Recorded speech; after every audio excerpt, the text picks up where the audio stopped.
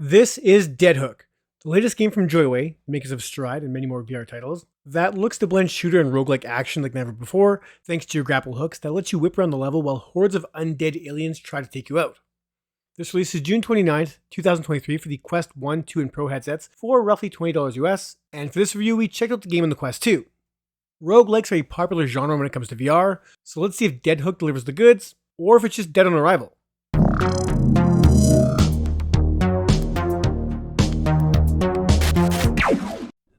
Hello beautiful alien murderers, Ryan for the VR Grid here, and before we get to it, if you enjoyed this video, don't forget to like this vid, subscribe if you haven't, and leave us a comment with your thoughts on this release, or whatever you want. With that out of the way, let's get to it. So, Dead Hook is a shooter, which I love, but it's also a roguelike, which I love much less. Don't get me wrong, I've had fun playing games like Until You Fall, In Death, and many more, but it's just not a genre that appeals to me thanks in large part to the often lacking narrative and the heavy reliance on repeating the same encounters again and again. Before you tune out, just because I don't particularly favor the genre does not mean I don't appreciate what it can offer, and Dead Hook, I'm happy to say, is one of the better roguelikes I've played in recent memory.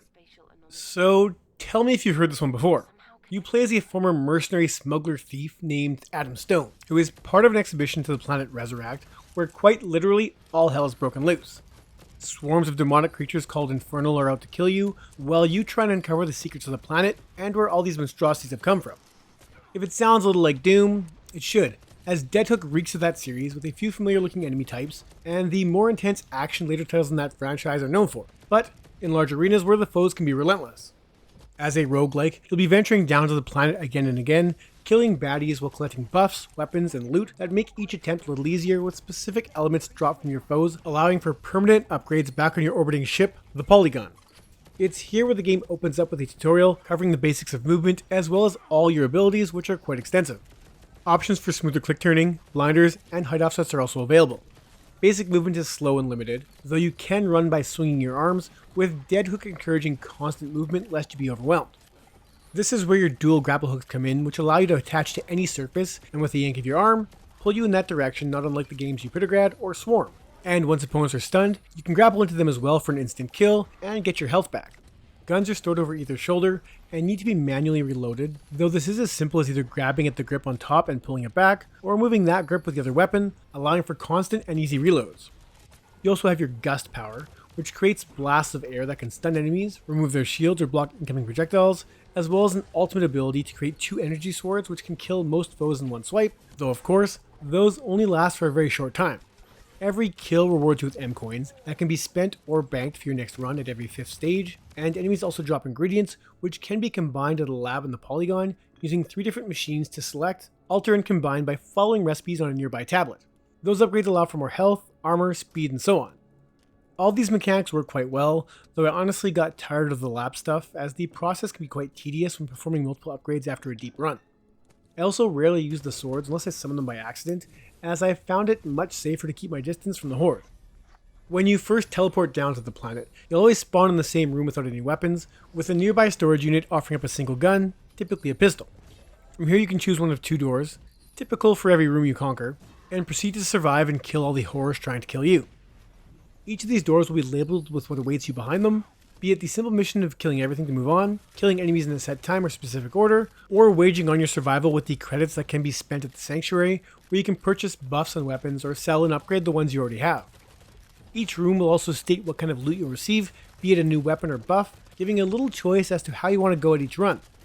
As is expected, each room will get subsequently harder, offering up new foes with a variety of attacks from simple energy blasts to laser beams, nets which won't let you tether, shots that may disarm you, and a host more inconveniences you'll have to contend with. That's not counting the variety at which they come at you, with some beings hopping around the map, others teleport, while some fly around invisible until they unleash their attacks, or ones that even latch onto your face and need to be grabbed and tossed aside before they cause too much damage while obscuring your view. It's the variety of the Infernals that keeps the game feeling fresh, as even though you'll encounter the same ones on each run, in combination with the variety of the maps you'll stumble across, they can offer a substantial challenge depending on the stage's layout. You can quit at any time and continue from where you left off, but if you die, it's back to square one, minus any suit upgrades you can purchase. Now, with all that being said, I still found fatigue setting in once I was able to reach the halfway point of the game's 22 stages, as runs up to that point were taking roughly 40 minutes or so. That's actually not too long, but it took me roughly 2.5 hours of game time to get to that point, and despite the new stages and new foes that show up, it all started to feel samey. Thankfully, along for the ride are your wife Grace and the AI Raven, who offers up not just wisdom about the planet, but flesh out the story surrounding your past, as well as continuing the narrative. It's honestly a welcome addition, as many tales in this genre lack a narrative outside of a core objective, though depending upon how successful those first few runs can be, the story may be a little spread apart, making it initially a little confusing and ignorable. It's also around this midway point where some of the game's shortcomings also annoyed me, with my guns sometimes getting caught on each other, causing some glitchy collision issues until I drop them and grab them again. The grapple mechanic works great most of the time, but on occasion it would fling me in an unintended direction, forcing me to flail in recovery. As I said, moving on the ground is slow, which is fine I guess, but with no jump button, the smallest ledge can be a nightmare to get over, and while you can grab and lift yourself upon them, I use this so infrequently that I think a jump option would have been a better way to go to keep the action flowing. Heck, there are stairs later in the game that you just can't walk up, forcing me to grapple above them, which just seems silly. None of these issues break the game, and most are easy to avoid, but they did annoy me when they popped up, so I feel they're worth mentioning. Dead Hook looks alright, with arenas of various sizes and architecture changing up how the game looks, though after a few runs, I was familiar with all the rooms in the game. There are some lighting effects at play on your weapons that add a nice bit of realism to what it can at times look like a more typical standalone VR title. Edges are very sharp, pools of lava are flat and look more like beams of light than hot liquid, with texture quality being way more missed than hit should you get too close to the environment. On the flip side, the enemies look solid and animate well enough, ragdolling upon death and exploding if you finish them up with your grapple or swords, which makes for some satisfying combat. They can also look horrific, with the notable ones being those little spider dudes that fly towards you and latch onto your face, and look particularly gross, though admittedly, I'm also not a fan of spiders. The stages may have moving parts or traps to contend with, so it's best to learn each room's layout, and no matter the size of the room, I never noticed any sort of pop-in or performance issues, making for an experience that might not look amazing, but runs clean considering just how fast-paced this can be. Sound design is on point, with some generic guitar-heavy rock riffs not unlike old-school Doom games, kicking in when in combat and cutting out in between rounds, which is typically when Grace will pipe up with some useful info or a story from your past. Her and Atlas don't get along, and it's with those two where the bulk of the story is told, and while Grace is more concerned with your well-being, Atlas's top priority is the mission, with both of them being voiced by some great actors, in my opinion. 3D audio is at play, but given just how hectic the action can be, especially at the stage's onset, telling where anything is coming from is nigh impossible, thanks to infernals closing in from all sides. Lastly would be the weapons, which all pack a significant punch, which is awesome, as few things make you feel more like a badass than firing an overpowered and loud weapon at an alien and blowing them to pieces.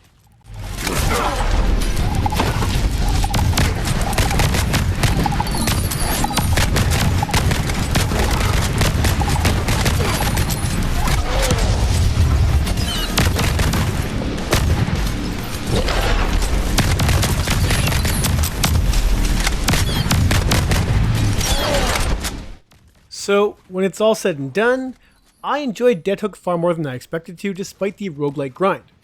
Progression felt fair and was noticeable, so when I did upgrade my armor or health, it was always significant enough to make me feel tougher, with weapon upgrades also making my guns feel even more hefty. That's not to say the grind didn't get to me, as progress in the latter half of the game was definitely slower, especially when each run took upwards of an hour only to fail. I get it, that's the appeal of these games, so I'm not going to slam it for that. I just want to let people like myself know that despite the quality game design here, it can still feel more repetitious than fun at times. Still, I did have fun getting to that final encounter, and considering the total package, I feel like this is one of the better VR roguelikes I've played in a while, and well worth the asking price. I'm going to give Dead Hook a 7.5 out of 10, fans of the genre should enjoy this one. Once again, if you enjoyed this video, hit that thumbs up button. And that's it for this one. Thank you so much for watching.